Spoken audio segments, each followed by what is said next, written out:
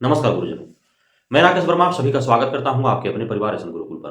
गुरुजनों, आप सभी नियोजित से राज्यकर्मी बनने हेतु हजारों की तादाद में सक्षमता परीक्षा में सम्मिलित हो रहे हैं। क्षमता परीक्षा आप सभी दे पा रहे हैं। मैंने आप सभी को जब आप आवेदन कर रहे थे उसी समय मैंने कुछ नियम समझाए थे कि कौन से कठोर नियम हैं जिसका पालन करना आप सभी को अति अनिवार्य है। यदि आप उनका पालन नहीं करते हैं तो आप भले ही परीक्षा दे दें, परीक्षा में अच्छे अंक भी आप ले आएँ, परंतु परीक्षा देना आपका बेकार सा हो जाएगा, कोई मायने मतलब नहीं रहेगा और पुनः आपको परीक्षा देने पड़ेंगे। गुरुजनों, आप सभी ने देखा किस प्रकार से बायकॉट हुए आवेदन का, परीक्षा का बायकॉट हो रहे हैं। आधे से अधिक जो है वो क्षमता परीक्षा में सम्मिलित नहीं हो रहे हैं। बहुत कम संख्या में नियोजित शिक्षक शिक्षिकाएं गुरुजन जो हैं वही क्षमता परीक्षा दे रहे हैं। वे भी कुंठित मन से दे रहे हैं। वे उत्साहित नहीं हैं, वे खुश नहीं हैं, बल्कि वे आक्रोशित हैं, नाराज हैं। उनके दिल में कसक है कि उनका क्षमता परीक्षा नहीं लिए जाने चाहिए थे, फिर भी वे दे रहे हैं और देने भी जा रहे हैं। तो किस प्रकार से उनके साथ दुर्व्यवहार हो रहा है ये सभी आप सभी अवगत हैं। भले ही आप उसका उस दुर्व्यवहार का जो है वो आप बायकॉट नहीं कर रहे हैं, आप उसका जो है उसे आप नजरअंदाज करके और क्षमता परीक्षा देने हेतु आप कटिबद्ध और प्रतिबद्ध खुद को भले ही दिखा रहे हैं, लेकिन आप खुश नहीं है, ये मुझे मालूम है जिस प्रकार से आपका बयान आ रहा है। गुरुजनों, मैंने आपको बताया था कि क्षमता परीक्षा जो हो रहे हैं उसमें लगभग 2 लाख से अधिक नियोजित शिक्षक शिक्षिकाओं के आवेदन करने की बात कही जा रही थी। आवेदन जो 2 लाख से अधिक करने की बात कही जा रही थी उसमें ऑनलाइन आवेदन जो है उसकी गिनती हुई थी, लेकिन फाइनलाइज, क्योंकि आप सभी को ज्ञात है कि सिर्फ ऑनलाइन आवेदन कर देने मात्र से ही आवेदन परिपूर्ण नहीं हो जा रहे थे। उस आवेदन जो ऑनलाइन किए थे आपने, उन्होंने उनका जो है हार्ड कॉपी प्रिंट आउट करना था, उसको स्व अभिप्रमाणित करना था। उसके साथ सारे डॉक्यूमेंट्स आपको शैक्षणिक, प्रशैक्षणिक, आपका दिव्यांगता है तो आपका आरक्षण से संबंधित है तो आपका आधार कार्ड, आपका जो सर्विस बुक है वह प्रधानाध्यापक से अपडेट करवा करके सभी कागजात जो है वो सीटेट, बीटेट, एस्टेट सारे कागजात जो है आपको लगाने थे। उसको सब अभिप्रमाणित करना था, जांच कराने थे प्रधानाध्यापक से, बीईओ से। उसके साथ आपका प्रपत्र क, ख, ग, घ, अंग, वो शपथ पत्र आपको देने थे।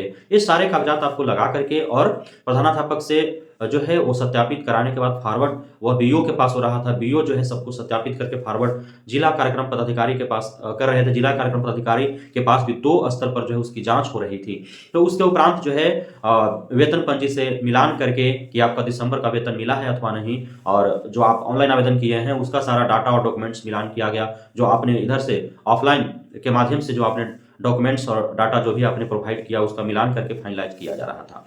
लेकिन चूंकि आपने देखा कि कुछ दिनों तक बिल्कुल ही स्थिर रहा, आवेदन नहीं हुए, लेकिन 15 फरवरी 2024 से 19 फरवरी 2024 के बीच काफी भारी संख्या में जो है आवेदन हुए। आवेदन एकाएक हुए। 26 फरवरी 2024 से जो है सुनियोजित परीक्षा था।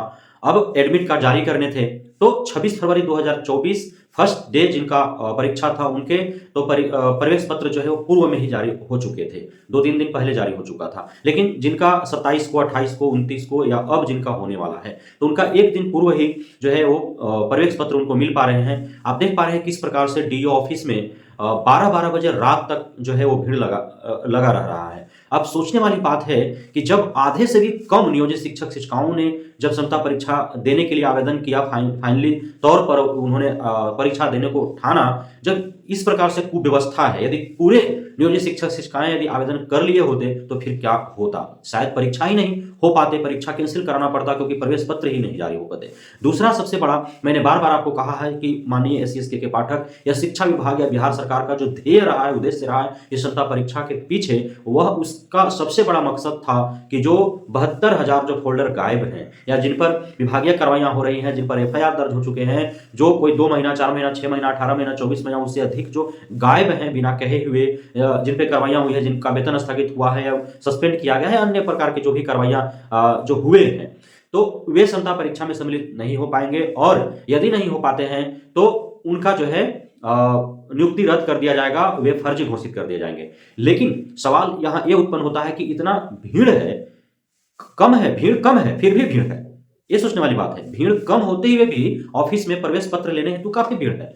और आपको जान करके हैरत होगा कि प्रवेश पत्र जो दिए जा रहे हैं, जो SC/ST के पाठक का ध्येय या उद्देश्य था, तो शिक्षा विभाग का ध्येय या उद्देश्य था कि ढंग से जांच करने के उपरांत ही अप्रूव्ड किए जाएंगे जिला कार्यक्रम पदाधिकारी के द्वारा और उसके बाद प्रवेश पत्र निर्गत किया जाएगा, तो एकाएक आवेदन आने के उपरांत और क्षमता परीक्षा चूंकि लगातार है, अब जिला कार्यक्रम पदाधिकारी को यह भी ध्यान रखना है कि क्षमता परीक्षा जिस तिथि में है उस तिथि में उतने शिक्षक शिक्षिकाओं को कम से कम प्रवेश पत्र जारी कर दिया जाए। तो इस हेतु वे जांच नहीं कर पा रहे हैं ढंग से, जिस ढंग से जांच होने चाहिए थे। तो बहुत अधिक चांसेस हैं कि जो फर्जीवाड़े तरीके से जो शिक्षक शिक्षिका बने हैं, जिनका फर्जी डॉक्यूमेंट्स है, जो लेन देन के मामले से पैसे के दम पर जो बहाल हुए हैं, तो उनका जांच सही से नहीं हो पाया है और उद्देश्य पूर्ण नहीं हो पाएगा। वे फर्जी शिक्षक जो है फर्जीवाड़े तरीके से जो प्रवेश पाए हैं, वे यहां भी जो है प्रवेश पत्र पाकर के क्षमता परीक्षा देंगे और किसी प्रकार वो तुक्का भी लगाएंगे तो 150 अंक में से 50, 55, 60 नंबर तो आ ही जाएंगे और पास होकर के और जो है राज्यकर्मी का दर्जा वो प्राप्त कर लेंगे। निगरानी समिति के पास फाइल फोल्डर गया नहीं है, इस शिक्षा कोष पोर्टल पर अपलोड करने की बात कही गई थी, वह भी 100% जो है अपलोड नहीं हो पाए हैं। तो बहुत तरह की समस्याएं हैं, अर्थात जांच चलते रहेंगे और जो फर्जीवाड़े तरीके से प्रवेश पाए हैं, जो फर्जी शिक्षक हैं, वे पढ़ाते रहेंगे, वेतन पाते रहेंगे और जांच यूं ही जो है वह वर्षों वर्षों तक चलते रहेगा, कोई विशेष जो है फायदा नहीं निकल करके आएगा। तो ये महत्वपूर्ण जो है वह मुद्दा है और गंभीर मुद्दा है। यदि लेट से आवेदन हुए और जांच सही से नहीं हो पाए तो प्रवेश पत्र जारी नहीं करने थे, क्षमता परीक्षा का डेट जो है वो एक्सटेंड कर दिया जाता तो क्या प्रॉब्लम था। जैसे बीपीएससी टीआरई 3.0 का आपने देखा कि माननीय पूर्व जो बीपीएससी अध्यक्ष थे अतुल प्रसाद जी, उन्होंने तो 7 मार्च से घोषणा करके गया था, लेकिन अब 1 हफ्ता एक्सटेंड कर दिया गया, 15 से प्रारंभ होंगे। 15-16 भी तिथि है, 11वां का भी तिथि नहीं घोषित हुआ है। तो इस प्रकार से 1 हफ्ता डिले कर दिया जाता, 1 हफ्ता बाद ही, क्योंकि कम तो थे और जो 9 जिला में हेड सेंटर बनाया गया है उसको विस्तारित कर दिया गया था और 4-5 दिन में ही एग्जाम ले लिए जाते तो क्या प्रॉब्लम होता। लेकिन अब हो सकता है कि शिक्षा विभाग और एसएसके के पाठक या अन्य का जो हम लोग समझ पा रहे थे कि क्षमता परीक्षा के आड़ में जो है फर्जी वाड़े पर अंकुश लगाया जाएगा, फर्जी शिक्षकों पर रोक लगाया जाएगा, उनके निकाल बाहर किया जाएगा, तो हमारा आपका भूल था और उनका मकसद था कि शीघ्र से है जो कर करके और यह मैसेज चला जाए लोगों के बीच में कि क्षमता परीक्षा के जरिए जो है फर्जीवाड़े पर रोक लगाया जा रहा है, फर्जी शिक्षकों को बाहर निकाला जा रहा है और सबको यूं ही जो है भेड़िया धसान, हिंदुस्तान भेड़िया धसान, एक भेड़े कुआं में सब भेड़े कुआं में, इस प्रकार से जो है परीक्षा ले लो, सबको राज्यकर्मी का दर्जा प्रदान कर लो। क्योंकि अब जो फर्जीवाड़े तरीके से पूछे हैं, जो फर्जी शिक्षक हैं, वे बिना पैसा दिए 2-2 लाख, 3-3 लाख, 4-4 लाख रुपए जो है वो जो भी नियोजन प्राधिकार थे, नियोजन इकाइयां थी, उन पे जो भी वहां के जो अध्यक्ष सचिव या जो भी अधिकारी थे उनको दे करके वो बहाल हुए हैं। इसलिए तो फाइल फोल्डर उनका अब तक जो निगरानी समिति के पास नहीं जा पाया है। तो इसलिए हो सकता है कि मैनेज कर लिया गया हो, यह गंभीर मुद्दा है और इसे जो है संज्ञान लेने की आवश्यकता है। अब जो महत्वपूर्ण बात मैंने बताने वाला हूं कि आप जब क्षमता परीक्षा देकर के आ रहे हैं तो आप प्रवेश पत्र पाने के लिए 12 बजे रात तक डीओ ऑफिस में भीड़ लगाए रहे हैं, आप लाइन में खड़े रह रहे हैं। तो क्षमता परीक्षा देने के उपरांत तुरंत बाद आप जो ओरिजिनल, जो आपका मूल प्रवेश पत्र है, जिस प्रकार से आप परीक्षा देने से पूर्व आप जिला कार्यक्रम पदाधिकारी पदस्थापना के द्वारा आपने उसे सत्यापित करवाया, हस्ताक्षरित करवाया, उसी प्रकार आप वही मूल प्रवेश पत्र को आपको अपने प्रधानाध्यापक के जरिए आप स्वयं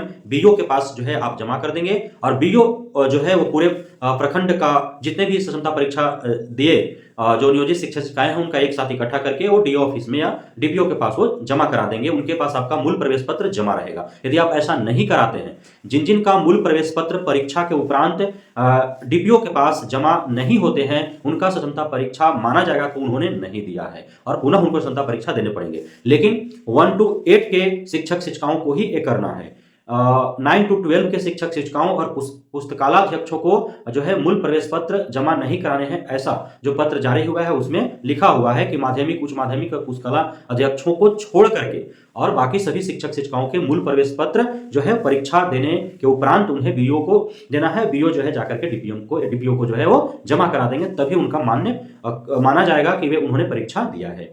तो बहुत बहुत धन्यवाद आप सभी गुरुजनों का हमारे साथ जुड़े रहने के लिए, बनने के लिए, इतना प्यार देने के लिए, हम पे भरोसा बनाए रखने के लिए। जय हिंद।